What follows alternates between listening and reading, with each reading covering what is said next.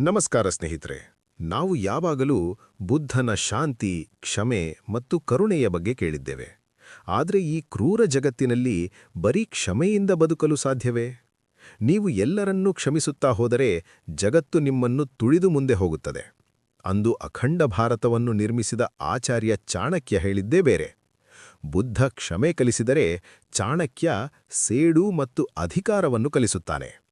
ಇವತ್ತು ನಾವು ಚಾಣಕ್ಯನ ಆ ಭಯಾನಕ ಮತ್ತು ಕಟುಸತ್ಯಗಳ ಬಗ್ಗೆ ಮಾತನಾಡೋಣ.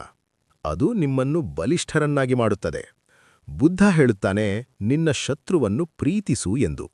ಆದರೆ ಚಾಣಕ್ಯ ಹೇಳುತ್ತಾನೆ, ನಿನ್ನ ಶತ್ರು ನಿನ್ನನ್ನು ನೋಯಿಸಿದ್ದರೆ ಅವನನ್ನು ಕ್ಷಮಿಸುವುದು ಅತೀ ದೊಡ್ಡ ಅಪರಾಧ. ಶತ್ರುವನ್ನು ಕ್ಷಮಿಸುವುದು ಎಂದರೆ ಹಾವಿಗೆ ಹಾಲು ಎರೆದಂತೆ. ಅದು ಎಂದಾದರೂ ನಿನಗೆ ಕಚ್ಚಿಯೇ ಕಚ್ಚುತ್ತದೆ. ಚಾಣಕ್ಯನ ಪ್ರಕಾರ ಸೇಡು ಎಂಬುದು ಕೇವಲ ಕೋಪವಲ್ಲ, ಅದು ನಿಮ್ಮ ಅಸ್ತಿತ್ವದ ರಕ್ಷಣೆ. ಶತ್ರುವಿನ ಸೊಕ್ಕನ್ನು ಅಡಗಿಸದಿದ್ದರೆ ಸಮಾಜವು ನಿಮ್ಮನ್ನು ಹೇಡಿ ಎಂದು ಕರೆಯುತ್ತದೆ. ಬುದ್ಧ ವೈರಾಗ್ಯದ ಬಗ್ಗೆ ಮಾತನಾಡಿದರೆ ಚಾಣಕ್ಯ ಸಾಮ, ದಾನ, ಭೇದ, ದಂಡ ಎಂಬ ಕುಟಿಲ ತಂತ್ರಗಳ ಬಗ್ಗೆ ಮಾತನಾಡುತ್ತಾನೆ.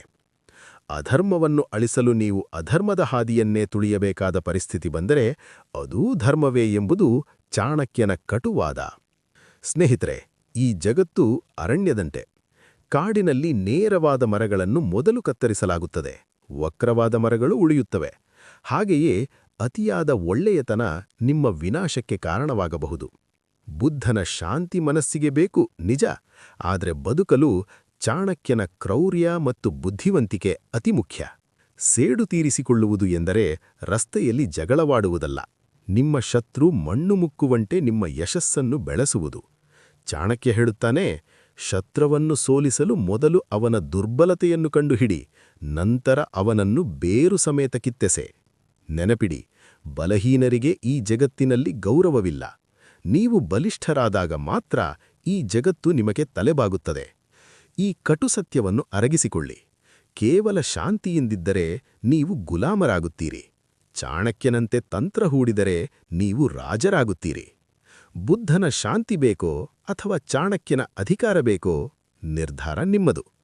ನಿಮ್ಮ ಜೀವನದಲ್ಲಿ ನೀವು ಎಂದಾದರೂ ಚಾಣಕ್ಯನ ತಂತ್ರವನ್ನು ಬಳಸಿದ್ದೀರಾ? ನಿಮ್ಮ ಶತ್ರುಗಳನ್ನು ನೀವು ಹೇಗೆ ಎದುರಿಸುತ್ತೀರಿ? ಕಮೆಂಟ್ ಮಾಡಿ.